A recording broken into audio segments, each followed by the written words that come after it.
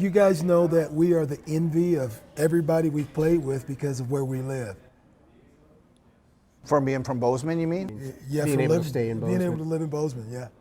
We are the envy because It is fun. It is fun. It's been fun to be here and be able to watch Bobcat football for all these years, Yep.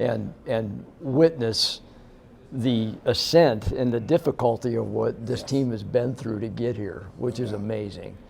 So, as I reflect back, I think about, I don't think any of us appreciated how hard it was to win a national championship because it happened in such a quick and unprojected fashion when we played.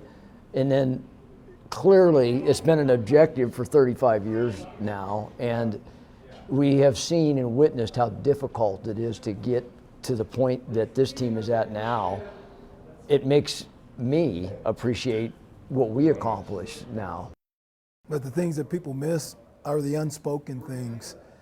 When we had a terrible 1983 season, nobody ever reflected on it in conversations. Didn't say, we're not going to do that again. We left, went home, all worked out, came back, and all I can remember is looking everyone up and down, especially the wide receivers. Everybody had worked out, everybody was stronger, everybody was just doing things that needed to be done to be a championship team, even though that wasn't the conversation, except for in the dorm room during double days. I mean, me and some of the guys, we were in there saying, how good are we going to do? And we all projected whatever, but in everybody's eye, I didn't see defeat. I saw, okay, yeah, we can do this. No one talked about being a loser. We were just all looking at being winners.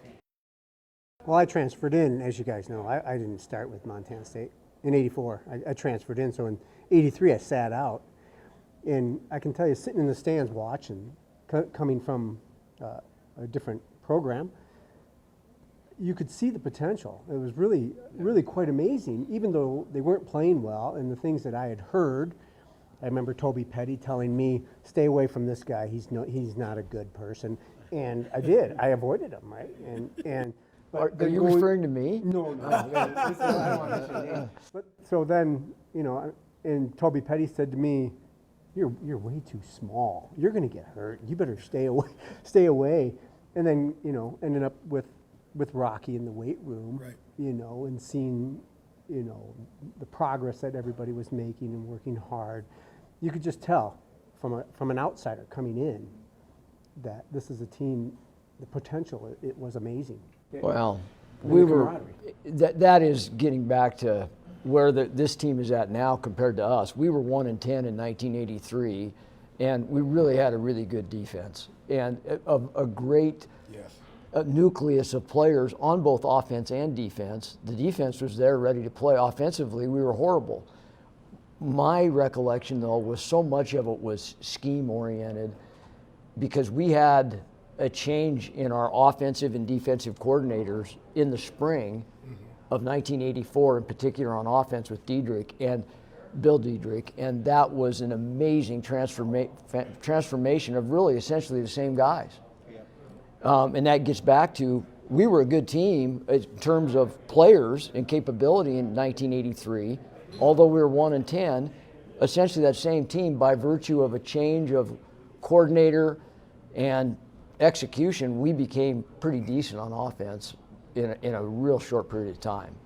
Defense was ready to go. When you talk about 1983, I thought it was an interesting season.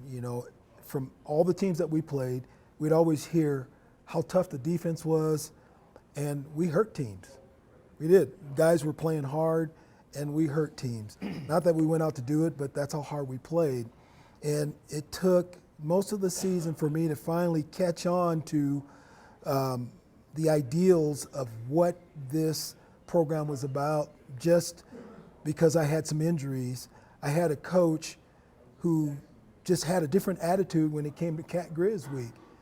He erased everything out of my mind from the failures of the season, and I bought in and had a totally different attitude after coming off of a dislocated shoulder from Boise State, and strapped me up.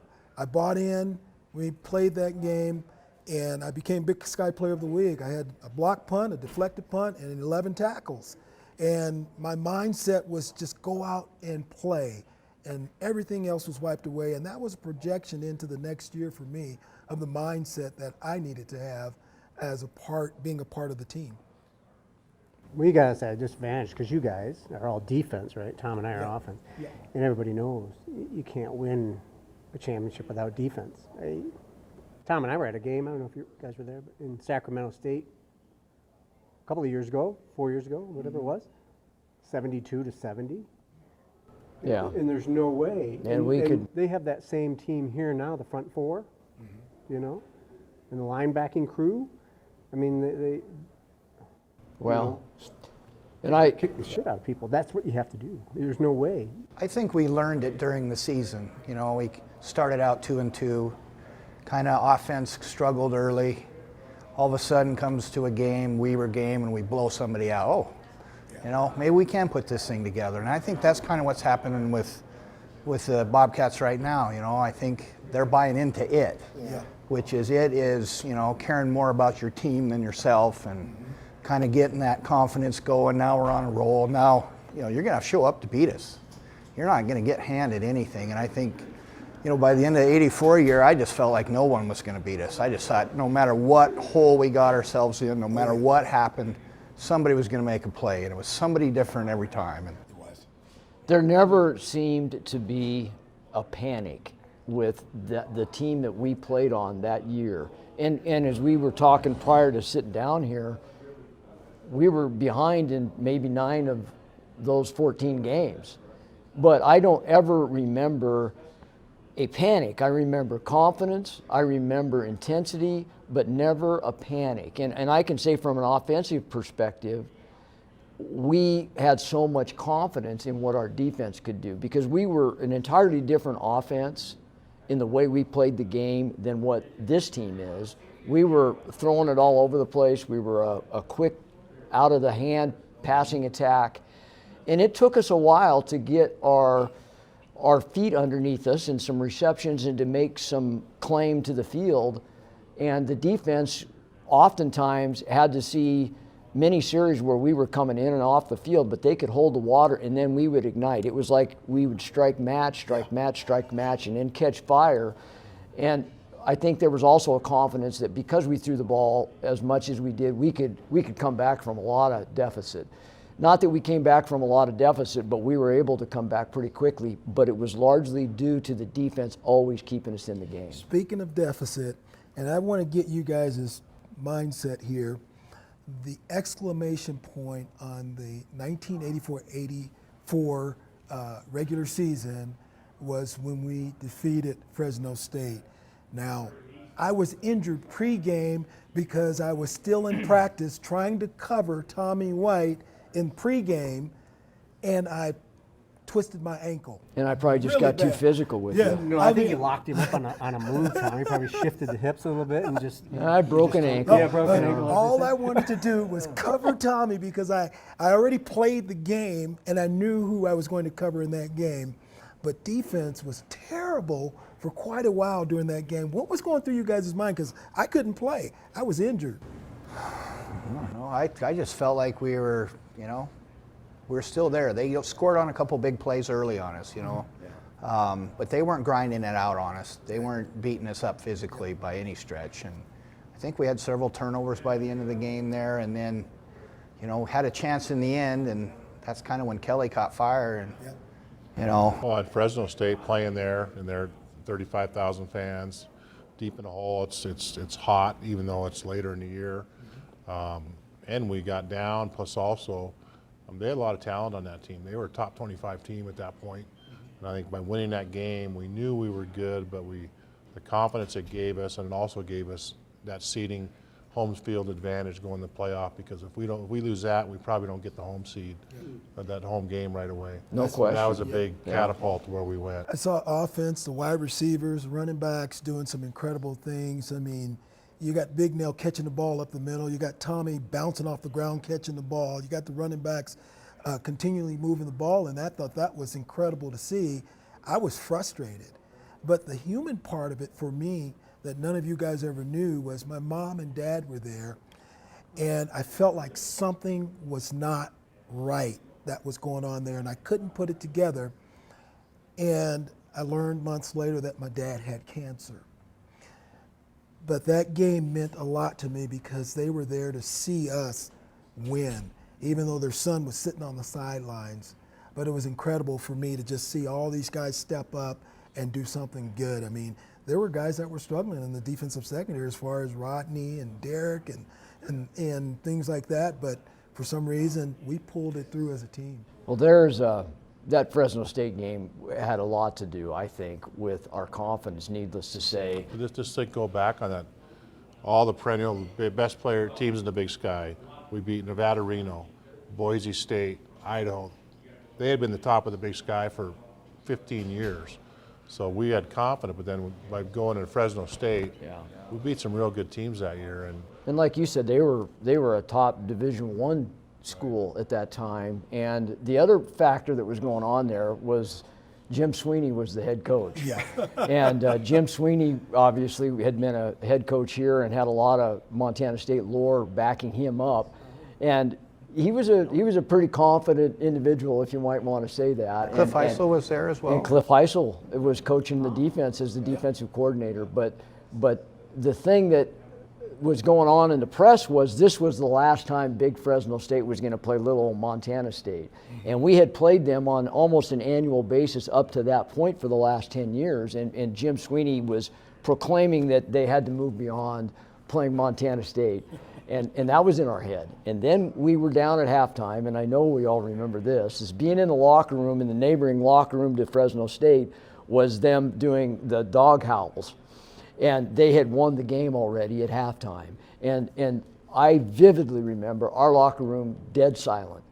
And that was not because we were getting our butts kicked, but because we wanted to go out and make some butt ourselves and kick it. And that was a huge confidence thing for us. Plus, it gets back to this team never panicked. Defensively, there was an amazing amount of confidence. Offensively, we had that same thing too because we ended up winning the game in the last 2 minutes on an 80-yard drive. Well, one of the things that from the Fresno State game that I think epitomized the whole season was that Dave, as you know, Dave Pant and I were pretty even in the backfield, right? And David got hurt at Fresno, and I went into the huddle, third quarter. He hurt a knee, and I went in, and it was like nothing changed. Yeah. Nothing changed at all. Insert him, take him out, and the confidence that you saw in the eyes of everyone was like, well, let's just go down and take care of this thing. That's what you And see. it was amazing. That's what you see with this team. That's right. They have a stable of running backs, wide receivers. They even have a stable of quarterbacks. Yeah. And anyone that is inserted, it's just consistent. With that, Comparison a little that, bit also, special teams. We had tremendous special teams back in '84. Dirk Nelson, a punter, Carter, a kicker, and our cover teams were #1 in the Big Sky. And I think this team has Padmo. They have some tremendous special teams, and those teams are really strong. And we had the best special teams in the conference. but that at depth time. factor is huge. Yes. And that's what we have seen with this team. And we enjoyed that as well. Tim and David were great examples of that, but that really came across the board. We had a lot of confidence too deep across the lineup. And Look this at the team, offensive line. I mean, you insert a guy, you take Brockman out, and you put Vasey in. right? You know, But that's what's been really evident is the depth of this team from the very beginning of this season has been just tremendous. I mean, Troy Anderson going down. I mean, he's arguably the best player in the Big Sky, let alone this team. But the adaptability of this team to really not miss a beat and the confidence to be able to do it without their best player. The running backs are just amazing in depth. The wide receivers have done an amazing job. And then defense, they play too deep on the defensive line and through the run a lot of linebacker guys, core. And we did that. We had a lot of depth that way. And that's the difference between a one deep team because you're going to have some injuries. And many times in '83, for example, we had a lot of injuries on the offensive line and it just devastated our whole offense. But this team in that similarity is amazing. Why don't you guys talk about what you see in the defense this year in comparison really to personnel and moxie to what we experienced with our guys in '84? I think there's a lot of similarities. Up front, I mean, the whole defensive line is similar to ours. There's no weakness there. You can double one guy, but the other guys are just as strong, and that's the way 84 team. We had tremendous players up front, but these guys remind us a lot of that. And well as the linebackers, I mean, they're playing 3-4 guys across every game, 5-6 linebackers coming in. They're all holding their own, and they got some tremendous athletes there, and a lot of Montana kids, but a lot of out-of-state kids. So it's a good blend of the athletes. And secondary-wise, and we had a lot of tremendous Willie and We had a lot of intelligence, I think, on our team. I think we played smart. We played downhill. I mean, we blitzed, we blitzed probably 60-70% of the time. So this team's very similar. Someone's coming. There's someone putting pressure on somebody. They weren't sitting back waiting and waiting for something to happen. It was happening. And I think that goes with our corners being able to cover, knowing that they can clock down. That frees up your old defense. And our corners, secondary, outside guys have played as well as we've had in a long time. And that opens up the defense tremendously. And none of the teams that we played this year have been slouches. I mean, you've got marquee quarterbacks, incredible running backs, and just the schemes and the setups for those teams have worked well because of the execution. And you have to give credit to the coaching. I mean, we have a very good coaching staff, but you have players who are actually executing what they've been practiced to do. Yeah, well, that's part of it too. Is if you look back in '83, our coaching staff really didn't get along. Yeah. There was this And the fighting. team could feel that. We all knew that there was a lot of angst from offense to defense. It's a competitive sport, and people are always vying for spots. And when it kind of all works, and all of a sudden the coaching staff's on the same page, and you show up, and the coaching staff's got your back, and all you got to do is show up and buy into the game plan and do it. And we did it. But it helps if you have Mark Fellows. Yeah. Or Joe Bignell. Yeah. No, and that's true. We had our stars. We had our stalwarts. Mark Fellows. Lonnie, Tex. Yeah. I hate to even mention that because just one guy, but Mark Fellows. I mean, you couldn't watch a Bobcat game in 1984 and not realize 68 is pretty good. Yeah. And I see there's a comparison to it. And I've looked every year because I have the privilege of living here like you guys. Every year I go through our lineup and I compare it to the guy that's playing on that field right now. Yeah. And I can honestly say for the first year in 35 years, across the board, they got guys. They got guys. It all the positions that can kind of fill the same roles that we had. Yeah. And, we've seen some good teams here, but it's been similar to what we experienced in '83 or '85, where we just didn't have a defense or we didn't have an offense, and now it's so hard to put it all together. That's why we talk about how hard this is. But they have put a cohesive team together, not just offense or defense. I look at Bryce Stirk and watch him play. I mean, he's the kind of guy that Mark Fellows was. The end on the other side, with Andre or with Williams is Tex, And outside linebacker, we got Cleat and these players all fit those same kind of roles, and they're just deep. The depth of it is so good. It is, frankly, this is obvious to say because we are 11-3. It's the best team that we've put together in a long time. And you've got a homegrown middle linebacker, O'Reilly. Yeah. Callahan O'Reilly, going from quarterback to linebacker. Oh yeah, he was a quarterback, and he is. Marks isn't too bad either. Yeah. Out of Belgrade, right? Eric Marks. Conkle. I mean, there's a lot of Bozeman kids that are incredible here. And it gets back to, Willie, Tim, you guys I was from Wyoming, but we got some guys from California and Michigan. Nevertheless, the root of Bobcat football has always been those Montana kids. Yes. And we got a whole host of them, and you can look at and identify all the other kids that have come from elsewhere that are critically important. But the pride and the factor of coming in and being Bobcat football is about being from Montana and hoisting that upon your other teammates. And that's been evident with the Cat Grizz victories that have come true. in the last 4 years, and really the pride that these guys bring to the football field and impose it on their teammates that come from around. It doesn't take long for those guys to buy in. Getting back to when we started to enter the playoffs, you know, in a lot of ways, because we were 1-10 again, it's the farthest thing from our mind when we start the 1984 season, is how you even work yourself through this system of getting to a national championship at the time in 1AA, which is FCS now. It just wasn't even a possibility. And when we get done with the Fresno State game and you just go, okay, reading the paper was really kind of what told us what's next. Right. I mean, I think this team, or any team at this level now in the FCS, kind of knows what the game is. We didn't really even know it because it had just formed 1AA in 1979, and now this is 84, and we weren't even in the picture until really we win the Big Sky, and then we are just in the locker room saying, well, I guess we're in the playoffs. What the heck does that mean? We had no idea really who we were playing. We knew there was an opponent, but we knew nothing about them.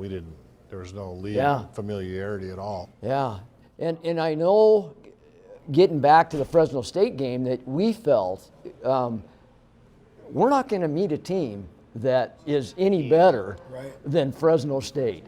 I mean, that gives you a tremendous amount of confidence in not only beating them, but then getting the first round bye. A lot of us were banged up, and we get that week, we get Thanksgiving off. I went skiing, and then we get a week off, come back, and we're ready to go. And we're waiting to figure out who we get to play, but our first game was Arkansas State in the quarterfinals. Who would go skiing now on the team? I think they have a little more control. Yeah. Who would let go? Oh, go up to the hill. No, Yeah, we had a skiing. Thanksgiving day off, and I went to Targhee and I went skiing, and I didn't say anything. I didn't say anything about that, but I felt pretty comfortable I could stay up and not get in trouble. But The Arkansas State guys might have thought they were going skiing because they came in Friday night and it's 0 degrees. It's white out. They can't land. They're really late to get in. They come in the morning. We got 3 feet, 4 feet of snow on the sidelines, but it was a bluebird day. Yeah. And they got up on us 14 zip. I think we put all the heaters on the sideline at that Well, point. was that today that the field's frozen and Missoula gives them their turf shoes? They showed up because they're reading in the press guide that it's a natural surface field, grass field. And we all know that you wear those 5-digit screw-in cleats, that's like roller skates.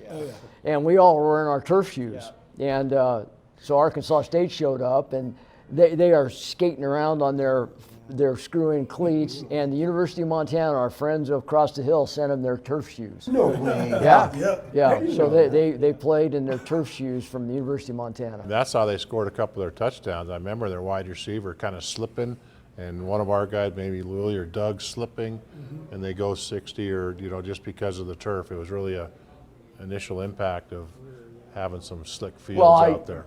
Kelly Bradley was a great quarterback, but he did, if we recall, he threw, I think it was 4 touchdown passes that game. It just so happens that Arkansas State caught the first 2 of them. Billy Ray Bowers. Right, that's right. That gets back to our defense, though. We kind of would shoot ourselves in the foot offensively a little bit, and gave you guys a 14-0 deficit, and our defense from that point on shut it down. And then, like trying to strike the match on the match book, by late second quarter, we started getting our ignition going on offense and started throwing the ball around, and it ended up being a blowout at the end of that game. But it was defense. Our defense just never allowed us to be out of a game. Then we meet Rhode Island the next week in the semifinals here. It's the mirror image of what is being faced by our Bobcats now, but they're going to North Dakota State, so Rhode Island had to come here. And the funny thing is, we don't know anything about these teams. I do remember watching film, and you're always watching film of these other teams, and the low profile sometimes of the film you're watching kind of shows you, well, geez, they don't even have a stadium they can jack up a camera in. How are they going to come in here and beat us? And I think Rhode Island's pretty darn good. They were really physical. good on offense. Yeah, Air Force, they had the tight end and the Q. Quarterback went to the NFL, I think. Yeah. So it was a similar day. It was 20 degrees, bluebird sunny, frozen field, but it didn't stop either offense from throwing the ball around a lot. Well, that was a game we kind of went up early, though. I mean, Yeah. we were up early, kind of coasting along, and then all of a sudden, oh, we're down. Late in the fourth quarter, we're down 20-18, And they're they've going crossed in. midfield, and they're on about the 30 when our friend Joe Roberts. How many interceptions did Joe have that year? I think one. Was it one? Was it really one? I don't know, but that was Joe's famous Oh, yeah, and most yeah. best play was Joe had enough of watching Arkansas State run a slant route, and the truth of the matter is I think they're on about the 25. Yeah. They didn't even need to throw it, and Joe had seen that slant route. First quarter got torched for a touchdown on it. Right. So Yeah. we came back. If they're to it, going to yeah. score again, I might as well jump in front Yeah, of it. yeah. So that was I remember on the sideline. With our confidence and with our faith in what the defense could do, that was the true period of time in that entire season where I felt this may be coming to an end, boys. I'm sitting right next to Kelly Bradley, David Pant, Brent Bateman, and there is a camera shot because I vividly remember doing it myself, but there was a camera shot right before the interception. We are all heads down saying our prayers. Yep. And it happened. It is a miracle. And then right after that, We kick an onside Kenny gets kick. the fumble. Yeah, onside kick, and then Eric Miller, God rest his soul, spun off a inside tackle and runs about 35 yards for a touchdown. On that fumble recovery, it's kind of funny is looking back is TV wasn't very good. We were all on it, big 6'8" guys trying to find the ball. And I came out with it, but I got out with it. The cameras didn't know that I had the ball. I was on the sideline. The announcers are looking around, where's the ball? The referees are looking around, but one official saw me go out with the ball. Or hell, they might not even have given it to us, but it was one of those bang, bang moments where there was so much confusion of what happened. And then old Eric Miller, after a couple plays, ran that one. It was just, it reminds me of last week, and I stopped after the game, and the fans are out there, and everyone was jumping and cheering. It was like '84. Yeah. That brought me the best memory of the stands, the people, the music, and everyone was so damn happy. It was amazing. Yeah. Last weekend was the same. Yeah, it was electric last Friday. Well, let me ask you, do you think Joe scores if Tex isn't there to help him up? Well, Joe probably scores a lot easier if Tex doesn't try and Yeah. trip him. Yeah. Oh, you think really? Yeah, I didn't know Tex that. ran into him. Tex, Actually, he yeah. just Got- bumped him a got in little the bit. and when you get 270 running at you, you think he'd make a hit, but he Well, didn't Tex do was it. about to run past him, is what it was. Well, the good part about that is you know, I thought he always it's helped him. it's whatever 97-yard touchdown return. Well, the whole defense had just sprinted the whole way, and a dog pile in the snow. Yeah.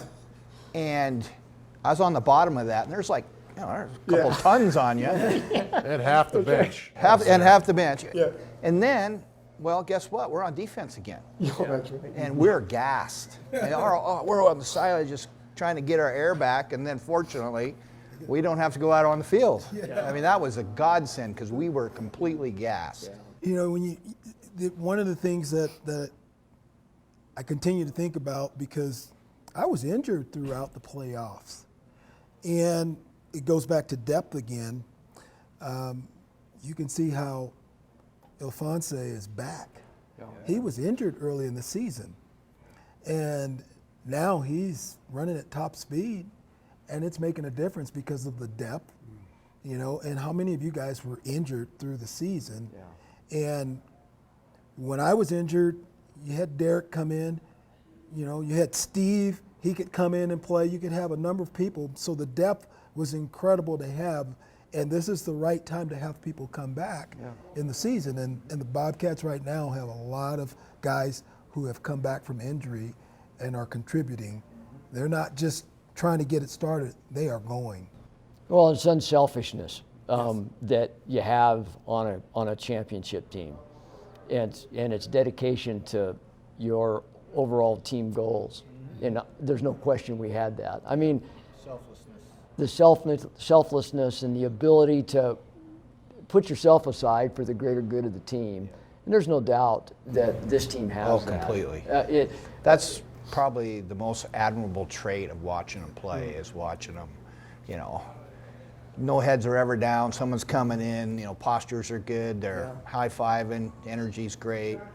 You know, And they care about celebrate with each other. Yeah. You know, I mean, so many times we see in this day where some guy wants to cast the light on himself for having scored a touchdown. These guys are genuinely excited for their teammates and themselves together as a team. And I get that sense that they have, and it's evolved since the North Dakota game, this undying confidence to stay in the game. And here are the things that no one ever talks about or knows about. But scout team is incredibly important. I've gone to practices and I've seen the scout team work very hard. I see the guys compete against each other. The 1D against the 1 offense, the scout team filling in for what the other team is doing, and these guys are working hard, and it's paying off when you get into the games. You see these guys who are polished because they've practiced, they've done a number of things to prepare for it. The coaches have done their jobs. You know, you got the film crew who's cutting up film at hours we don't even know about in this preparation for all the things that are going on. They don't cut film anymore. Yeah, cut video. There you go. There you go. Edit video. Edit video. But that leads into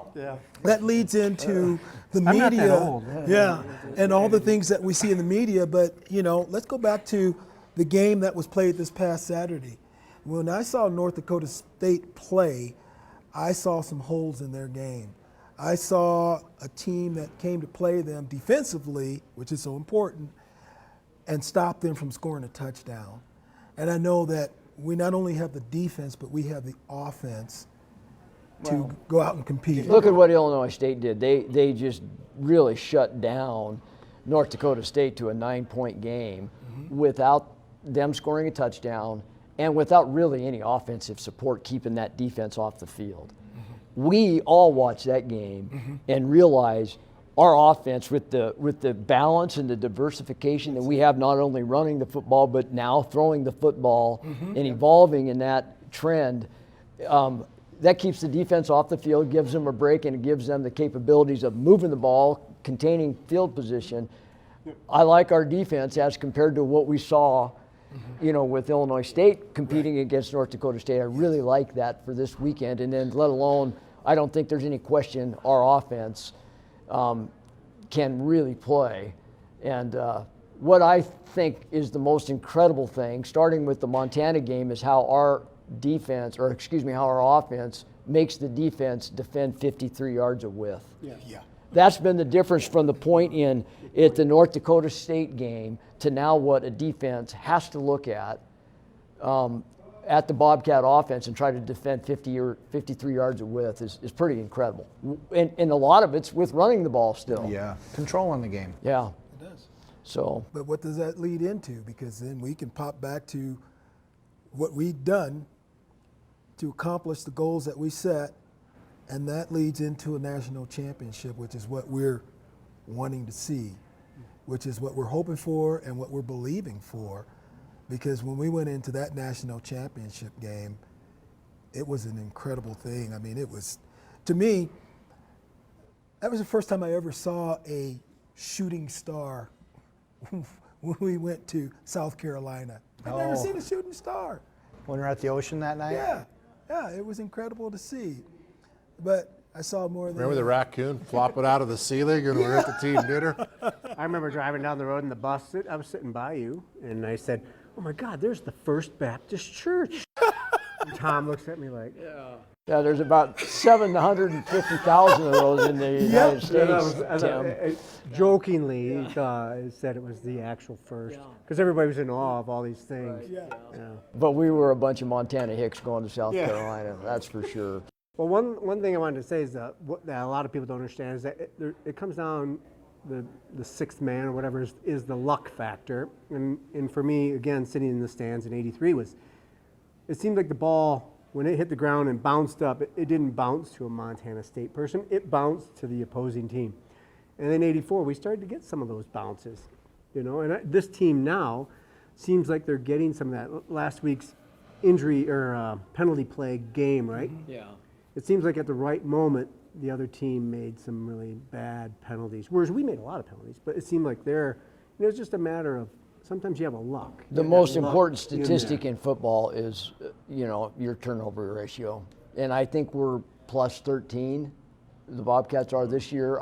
We were well into that number. Well, I think playoffs too. I mean, we turned it up in the The playoffs. dial has turned up, and that's what has been incredible with this team is just how their momentum. I mean, they're 14 games into a season, and they've got that depth, guys. Isaiah Alphonse coming off the bench that's healthy and ready to go this deep into the season, and then just sheer turnover ratio. I don't care who you're watching. You can be a good team, but if you're negative in the turnover ratio, you're just giving that many more possessions and taking them away from yourself. This team has figured out, even from last year, how to flip the turnover statistic, and that's where they're at, and that's why they're winning. And that's what I think is the key to this game. What was ours in '84? Do you know? Do you have any idea? Well, we pretty good? It was in the teens. It was. I'm it thinking was it's probably in the teens in the playoffs. Right. Because there was, I mean, we Yeah. probably had 5 or 6 turnovers in Arkansas Gets three. Yeah, you had three. recoveries in Cleat alone had Idaho 3 State. against Arkansas State, and I I just had think a that few is more than that. showboating at that point. Actually, I had 3 fumble recoveries, an interception, and 2 forced fumbles. Against Arkansas State. Yeah. And the thing is, the game was already over with, Cleat. Yeah, it was over. Yeah, after Bradley threw a couple picks. Yeah, right. Billy You had Ray to get Bauer. it back. You Yeah, felt get it inspired back. to get it back. And that's what projected into the national championship. Well, how many game. turnovers in that game? Oh my Oh, goodness! unbelievable. I mean, you get. I think 6 or 7.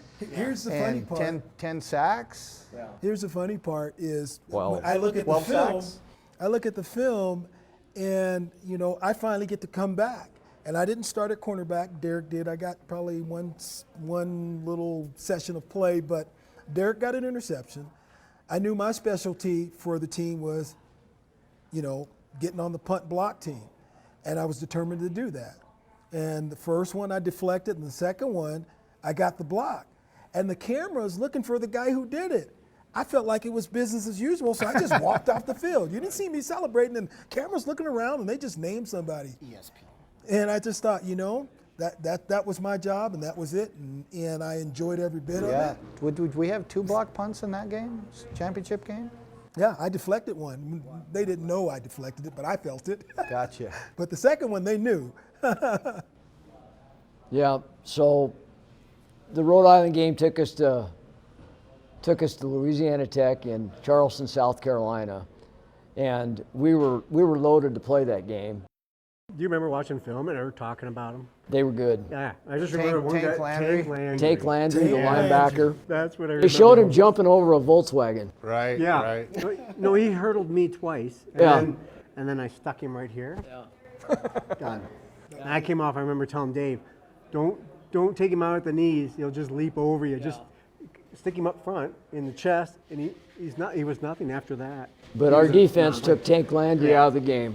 We had a 19-0 lead at halftime, and it was the most anticlimactic game we had played that was. year. It was. It was fun hanging out with the cadets after the game, though. Oh yeah. No.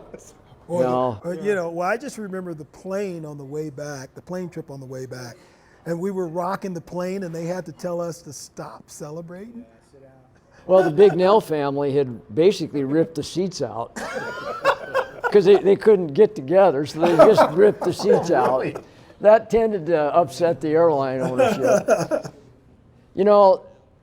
Let's talk about what the national championship has meant to us and what it feels like 35 years later as we sit here and have the privilege of talking about it. Cleet?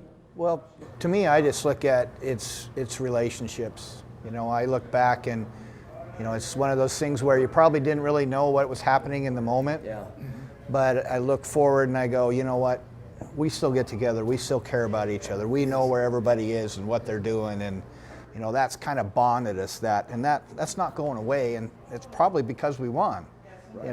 That those bonds were there and we won, and now the bonds remain. And, I look back and I don't remember a lot of the football, honestly. I remember the funny stuff. I remember the locker room, and I remember the dorms, and I remember all the crazy stuff that happened. in the Everybody had a labs. nickname. Yeah, that's the stuff I remember. Yeah. That part of it, I guess that's not what I look back and admire. And that's what these people will have the rest of their lives to look forward to, too, even with this run. Yeah. I think the community remembers more than what we do, right? I mean, I still remember. Yeah. Remember foster parents? Yeah. Oh, yeah. Yeah. I mean, how cool was that for not only your parents, but foster parents in Bozeman? And still great friends with my foster parents and everybody else's. And that part of the community was unbelievable. Yeah. And- And around the state. Yeah. It's just, it Well, was really amazing. the sad part for me on that was that I officiated the funeral of my foster dad. It was an honor, but it was a sad, tough thing. And here's the thing about when I came to Bozeman, the neat thing about the foster parents is that my mom's birthday is in May. My foster mom's birthday was the day before my mom's. My dad, natural father's birthday was in June. My foster dad's birthday was in June. So it was a perfect match for me.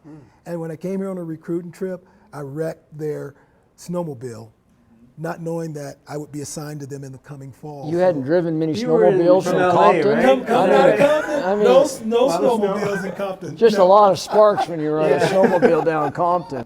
That's right. That's right.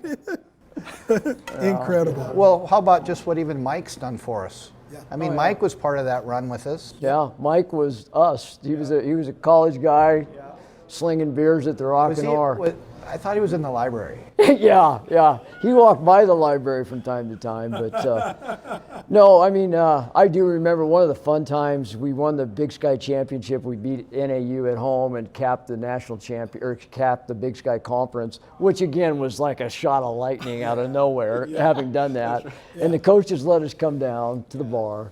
And we, that night at the Rock and R here, hey, I didn't even drink at the time. And we had a whole lot of fun. And that's where Cleet mentioned it, our camaraderie that this team still enjoys today was tremendous at that time. And frankly, most of my buddies, with all due respect, were defensive guys, which it speaks a lot. You know, a lot of times you see guys get on the offensive bus or the defensive bus. That was an invisible line, because my closest friends from the team really were then and still remain the defensive guys, which is pretty fun. And going around the state, living here for the last, I've been back since 1990, so I've been here a long time. People still remember who we are and what we did 35 years ago. And I've watched a lot of teams come off this football field and not have the pleasure and the enjoyment of being a Montana State Bobcat like we had. Right. And now I can finally say that these guys have every bit of enjoyment and fulfillment from playing here that we did. And we still enjoy it today. And that's what I know is in place for these guys right now, which is awesome. And that's what I would hope that the guys, and they will, come to a realization once they're done here. When I came back to Bozeman, Montana, I came back to give back to Bozeman, Montana, because it had given me so much. I felt like it was an honor. And I know that having that national championship played a big part, a big role. So I've been able to coach kids and speak to parents and different groups and share my experience. But more importantly, this camaraderie has been incredible, and I love it. I think the whole thing has led to a success in life itself, right? I mean, a lot of people think that's a big cliche thing, right? But it's really, it does. How to deal with people, different personalities, under winning conditions, it's great. Losing conditions, sometimes it can be taxing on you, but in the end, you learn all these things and how to trust people and how to work with them. And I know I left Bozeman after school, went overseas for 20 some years, but that same thing helped me be successful in dealing with different people. And, it drives to show that you can accomplish things. When things are down and you step into a huddle and you see, 10 other guys with the same determined, attitude, the same thing happens when you show up to work, right? I mean, you say, no, I can do this. This is something and you instill the confidence in the person that you're dealing with. And before you know it, you have built a trust, and it becomes a great thing. I can tell you, My horses think I'm the greatest guy on earth. My daughters Yeah. I'm still working with. So much The so that animals you're love me. completely isolated yourself from people now. No, it's Kenny, what did the fantastic. national championship mean to you? You know, just really just pride in Montana. I think it was more than just, we had 76 was a national championship. We all got to watch being in Montana, but just that pride, come back to Montana State and seeing the people happy. And it brought me back last week and just seeing how happy they were, and that's really what it's about. And those kids will never forget it, the friendships, the work, the tears, all that comes together.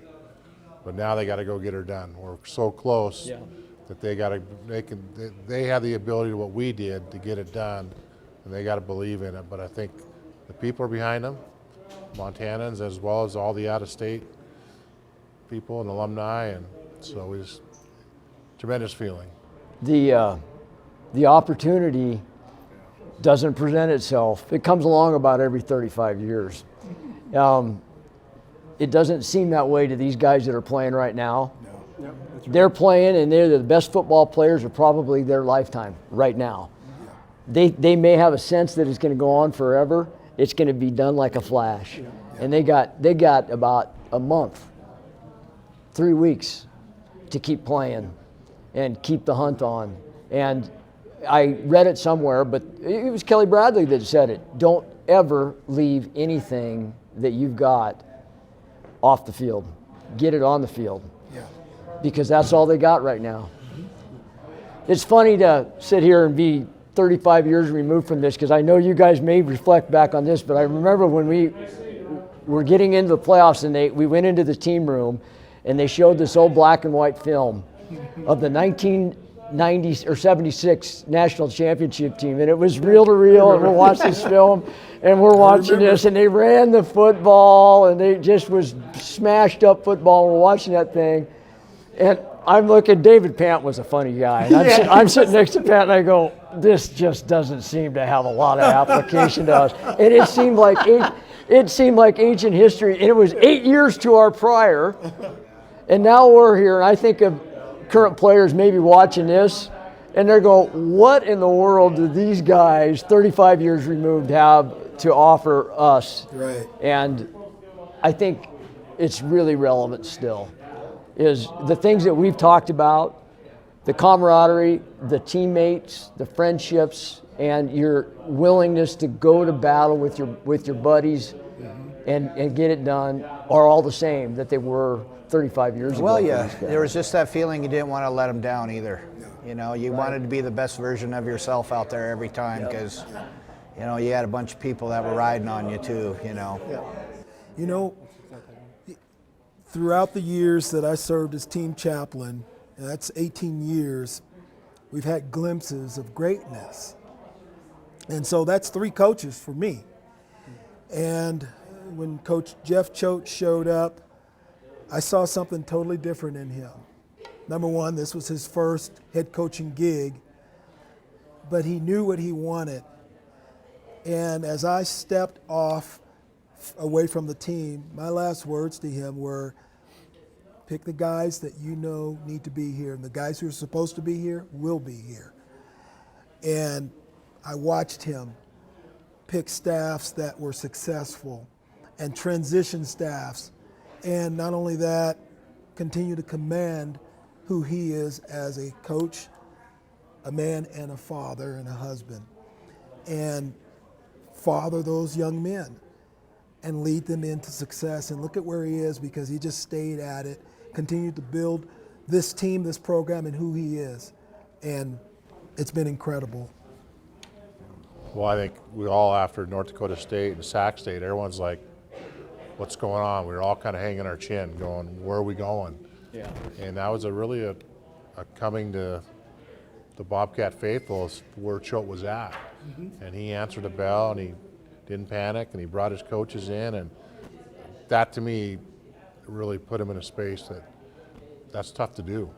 Way too good of a team to lose those 2 games the way they did. It really was a cathartic moment for this team to get themselves rallied to play and enjoy what they're doing And right I believe now. in Coach Choate, because he Yeah. made the change, and That's a tremendous thing for the program.